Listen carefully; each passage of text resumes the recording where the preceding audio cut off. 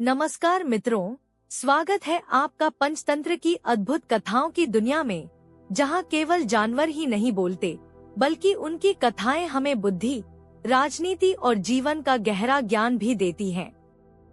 पिछली कथा में आपने देखा था कैसे दमनक ने अपनी चतुराई से सिंह पिंगलक और बैल संजीवक के बीच मित्रता करवा दी थी।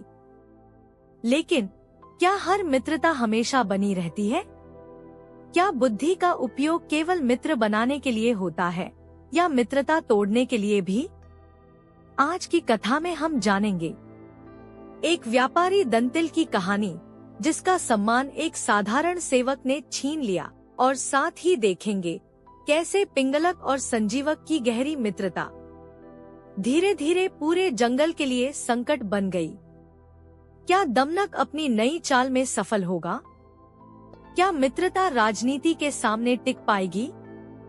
आइए सुनते हैं पंचतंत्र की यह रोचक कथा। दंतिल का सम्मान और दमनक की नई चाल। कथा सुनाकर दमनक बोला, जो व्यक्ति बड़े और छोटे सभी का सम्मान करता है, वही अपना सम्मान बनाए रखता है। यह कहकर उसने संजीवक को एक और कथा सुनाई। वर्धमान नगर में दंतिल नाम का एक बुद्धिमान व्यापारी रहता था। उसकी योग्यता से प्रसन्न होकर राजा ने उसे राज्य का प्रशासक बना दिया था। दंतिल राजा और प्रजा दोनों का प्रिय था। नगर में उसका बहुत सम्मान था। कुछ समय बाद दंतिल ने अपनी पुत्री के विवाह पर एक भव्य भोज का आयोजन किया। राजा, रानी, मंत्री और नगर के अनेक लोग उस समारोह में आमंत्रित थे। महल का एक साधारण सेवक भी वहां पहुंचा, लेकिन उससे एक छोटी सी भूल हो गई। वह गलती से राजपरिवार के लिए रखे गए आसन पर बैठ गया। सेवक को उस स्थान पर बैठा देखकर दंतिल क्रोधित हो उठा। उसने सबके सामने उसे अपमानित कर वहां से भगा दिया। सेवक का हृदय अपमान से जल उठा। उसने मन ही मन प्रतिज्ञा की, मैं इस अपमान का बदला अवश्य लूंगा। अगले दिन सेवक राजा के कक्ष में झाड़ू लगा रहा था। राजा आधी नींद में था। तभी सेवक धीरे धीरे बड़बड़ाने लगा, दंतिल ने रानी के साथ दुर्व्यवहार किया है। राजा यह सुनकर चौंक उठा। राजा ने तुरंत पूछा, क्या यह सच है? सेवक घबराकर बोला, महाराज, मैं रात भर नहीं सोया। नींद में कुछ भी बड़बड़ा रहा था। राजा ने उसे कुछ नहीं कहा, लेकिन उसके मन में संदेह का बीज बो दिया गया था। उसी दिन से राजा ने दंतिल की शक्तियां कम कर दी। महल में उसके आने जाने पर भी रोक लगा दी गई। जब दंतिल महल पहुंचा तो सैनिकों ने उसे रोक दिया।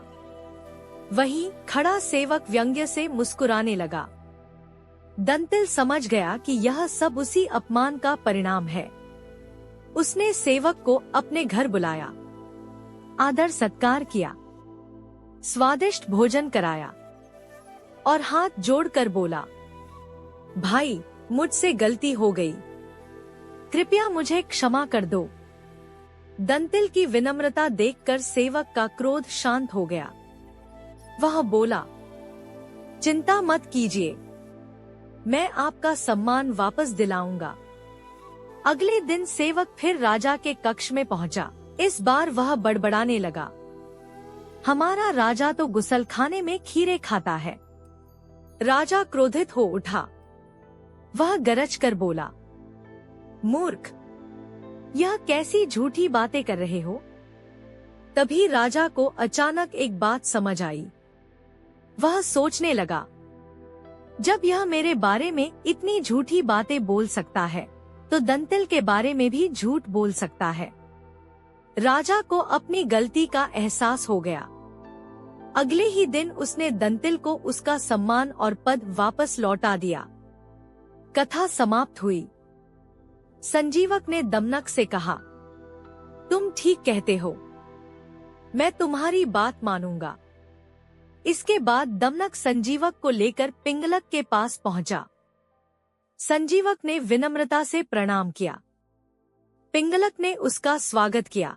दोनों ने एक दूसरे की बातें सुनी। धीरे धीरे उनके बीच गहरी मित्रता हो गई। समय बीतता गया। संजीवक की बुद्धिमानी का प्रभाव पिंगलक पर पड़ने लगा। पिंगलक ने शिकार करना लगभग छोड़ दिया।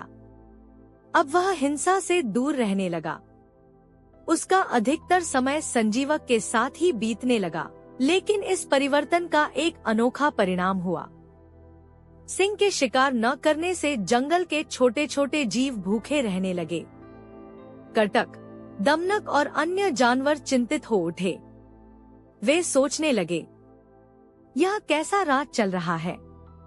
एक दिन दमनक ने कर्टक से कहा, अब पिंगलक हमसे दूर हो गया है। हमारी बात सुनने वाला कोई नहीं रहा। कर्टक ने उत्तर दिया, यह सब तुम्हारी ही करनी है। तुमने ही संजीवक को सिंह का मित्र बनाया था। दमनक मुस्कुराया।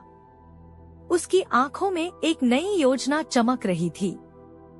वह बोला, जिस प्रकार मैंने उनकी मित्रता कराई थी, उसी प्रकार अब मैं उनकी मित्रता तुड़वा भी दूंगा।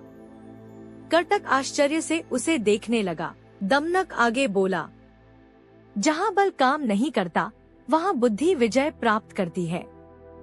फिर दमनक रहस्यमयी मुस्कान के साथ बोला, क्या तुमने उस कौए की कथा नहीं सुनी, जिसने अपनी चतुराई से एक विषैले सांप का अंत कर दिया था?